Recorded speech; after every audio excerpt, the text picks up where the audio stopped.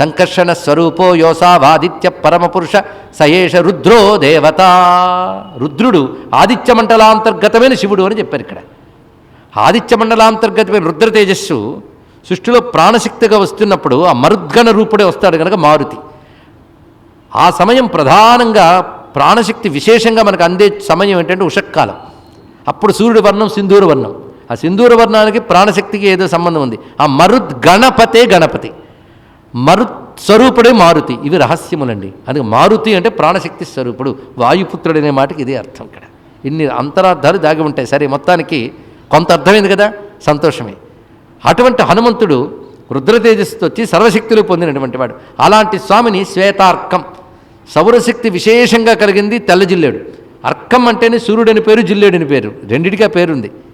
అందుకే ఆ తెల్ల జిల్లేడు పువ్వులు, తెల్ల జిల్లేడు చెక్క, వీటికి ఏదో శక్తి ఉందండి, దేవతా స్వరూపం, వాటికి దివ్యత్వం ఉంది. ఆ కారణం చేతనే తెల్ల జిల్లేడు పువ్వులతో సూర్యుని ఆరాధిస్తారు, శివుని ఆరాధిస్తారు, గణపతిని హనుమంతుని కూడా ఆరాధిస్తారు. సర్వదేవతల ఆరాధనకు వినియోగించవచ్చు తెల్ల జిల్లేడు. అంతేకాదు మందార కుసుమ ప్రియ అని లలితా సహస్రనామం చదువుతారు కదా. మందారం అంటే అర్థం మనం చూసే హైబిస్కస్ కాదుట. మందారం అంటే కల్పవృక్షపు పువ్వులని అర్థం. అవి ఎక్కడ దొరుకుతాయండి మనకి? అందుకే దొరికే ఎర్ర పువ్వునే మందారం అని తృప్తిపడదాం మనం. కానీ మందారం అంటే నిఘంటు అర్థం ఏంటంటే మందారము అంటే తెల్ల జిల్లేడు, ఇది అర్థం. స్వర్గలోకంలో కల్పవృక్షం అర్థం భూమి మీద తెల్ల జిల్లేడు అని అర్థం. కనుక మందార కుసుమాలంటే తెల్ల జిల్లేడు పువ్వులు, ఇది తెలుసుకోవాల్సినది. అది దానితో హనుమంతుడిని ఆరాధన చేయవచ్చు. అది విశేషించి శ్వేతార్కంతో చేసిన హనుమంతుడిని పూజిస్తూ కదలీవనంతో చేయమన్నారు. అరటి తోటలో హనుమదారాధన చాలా విశేషము. అరటి తోటలకి హనుమంతుడికి అది సంబంధం ఉన్నది. గంధమాదన పర్వతంలో బంగారు అరటి తోటలు చెట్టు ఉంటాయి, అక్కడ స్వామివారు ఉంటారు. అది మనకి బదరి కేదార సమీపంలో ఉంటుంది. అక్కడ మామూలు మానవులు చొరరాని అతి గహనమైన ప్రాంతాలు నేటికి ఉన్నాయి.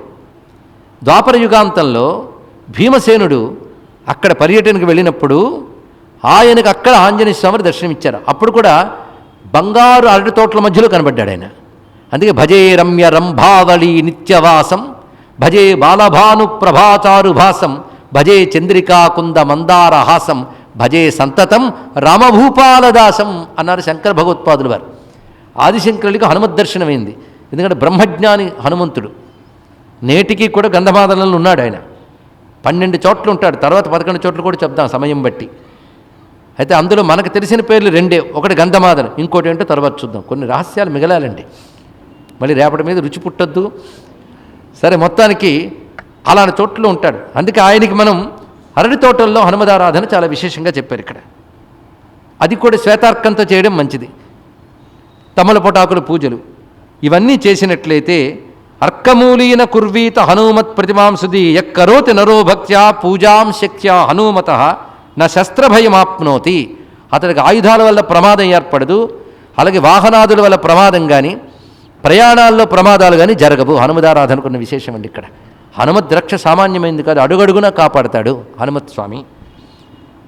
ఇక భయం వ్యాప్యంతరిక్షజం, భూమి మీదే కాదు జలమునందే కాదు అంతరిక్షంలో కూడా భయం కలగదు ఆంజనేయ స్వామి ఆరాధనకి. పుత్రపౌత్రాది సహిత సర్వసౌఖ్యం అవాప్నుయాత్, ఇది సంహితా శాస్త్రాలు చెప్తున్నవి. హనుమద్ ఆరాధన చేసిన వారికి పుత్రపౌత్రాది సంపదలు కూడా లభిస్తాయి. విశేషం ఏంటంటే హనుమద్ ఆరాధన చేస్తే ఐహిక సిద్ధులు ఇస్తూ క్రమంగా జ్ఞాన వైరాగ్యాలు ఇచ్చి మోక్షం ఇస్తాట. అందుకే శ్రీ మారుతే సేవన తత్పరాణం భోగశ్చ మోక్షశ్చ కరస్థయేవా అనొక మాట ఉన్నది. భోగము అంటే ఇహలోక పరలోక సుఖాలు, మోక్షం అంటే కైవల్య సుఖం. ఈ రెండూ ఇవ్వగలిగిన శక్తి హనుమదారాధనకున్నది అని చెప్తున్నారు.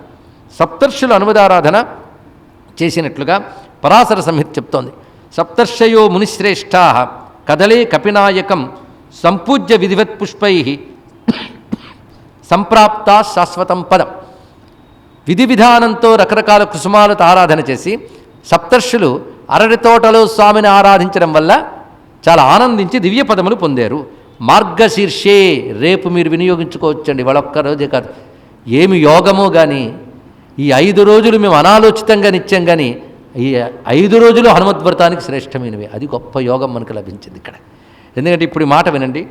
మార్గశీర్షే మహామాసే మందవారే శుభావహే, రేపటి రోజున అంటే మార్గశీర్ష మాసపు శనివారం నాడు, అది శుక్లపక్షమైన మహాశ్రేష్టం.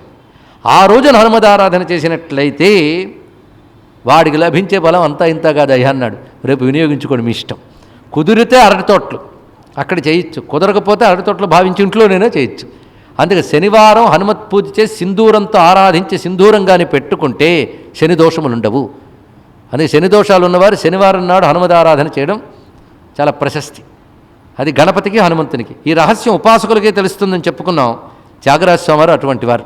కళాకారుల దృష్టిలో త్యాగరాజు సంగీతకారుడు, ఆ మాట అంటే మహా తప్పు. ఆయన నాదబ్రహ్మ ఉపాసకుడు, రామభక్తుడు. అదృష్టవశాత్తు మన కళలన్నీ యోగుల చేతుల్లోంచి ఉపాసకుల చేతుల్లోంచే వర్ధిల్లి మోక్షమిచ్చే శాస్త్రాలుగా మారాయి. అందుకే భారతీయ కళలు ఎన్లైటన్మెంట్కి, ఎంటర్టైన్మెంట్కి కాదు, తెలుసుకోండి ఇక్కడ. అది ఆ కళల్లో దివ్యత్వం ఉంది. ఒక త్యాగరాజ కీర్తనలు అంటే ఆయన సామాన్యుడు కాడు. ఆయన ఒక రహస్యం చెప్తాడు. శ్రీగణనాథం భజామ్యహం శ్రీకరం చింతితార్థ ఫలదం. ఇది చాలా ప్రసిద్ధి చెందిన త్యాగయ్య కీర్తన. అందులో ఒక మాట అంటాడు, ఆంజనేయావతారం గుణాకరం కుంజరముఖం త్యాగరాజ సేవితం. అక్కడ చెప్పాడు. గణపతిని కీర్తిస్తూ ఆంజనేయ అవతారం అన్నాడు ఏంటండి? ఇది చాలా విశేషమైన అంశం.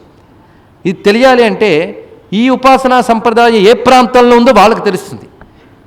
లేకపోతే ఎక్కడో ఇంగ్లాండ్కి వెళ్ళి హనుమతి ఉపాసకులను వెతుకుతామా? అక్కడ ఆరాధించే వాళ్ళ చోటు ఉండాలి. అలాగే తమిళనాడులో ఈ ఉపాసనా సంప్రదాయం ఉందండి. త్యాగరాజు అక్కడి వారే కదా, తిరువయ్యారు. ఇప్పుడైతే తమిళనాడు ఈనాడు ఆనాడు వచ్చి కొట్టుకుంటున్నాం, కానీ అప్పుడు భారతదేశం అంటే ఒక్కటే. ఇది తెలుసుకోవాలి. ఇక్కడ భాషలు ఒక్కొక్క ప్రాంతాల్లో ఉంటాయి. త్యాగరాజ స్వామి తమిళ భాష ప్రాధాన్యం కలిగిన ప్రాంతాల్లోనూ ఉన్న తెలుగువారు. ఆయనకు తెలిసే రహస్యం, ఉపాసించాడు ఆయన. అందుకే చెప్తాడు, ఇప్పటికీ ఆద్యంత ప్రభు ఉపాసన అని ఒక ఉపాసన ఉంది. ఆద్యంత ప్రభు అంటే అర్థం ఏంటంటే ఆ మూర్తి అర్ధనారీశ్వర స్వరూపంలా కనబడుతుంది. సగం హనుమంతుడు సగం గణపతి. అది విశేషం. ఇది మనకి మద్రాసులో అడయార్ ప్రాంతంలో మధ్య కైలాస్ అనే ప్రాంతం ఉంది. అక్కడ ఒక మండపంలో పంచలోహంతో చేసిన అతి పెద్ద విగ్రహం ఉంది.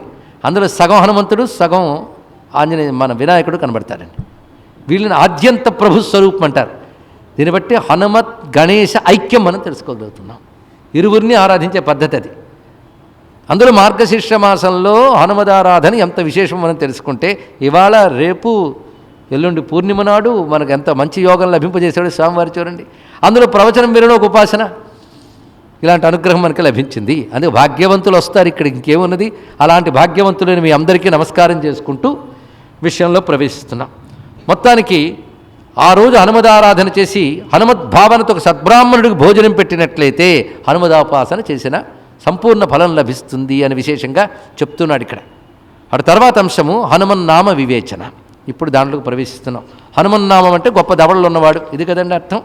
ఇప్పుడు చూద్దాం హనుమన్నామం ఎందుకు. హనుమాన్, ఆంజనేయ, ఈ రెండిటికి వైదికమైన అర్థాలు ఉన్నాయి.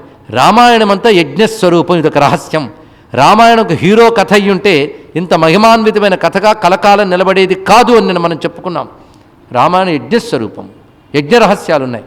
యజ్ఞో వై విష్ణు కదా, ఇది మీరు గమనించండి. యజ్ఞో వై విష్ణు, ఈ రహస్యం తర్వాత ఇంకా మనకు అర్థమవుతుంది. రామాయణం అంతా యజ్ఞ రహస్యం. అందుకే రామాయణ పారాయణ చేస్తే కొన్ని వందల వేల యజ్ఞాలు చేసిన ఫలితం లభిస్తుంది, సందేహం లేదు.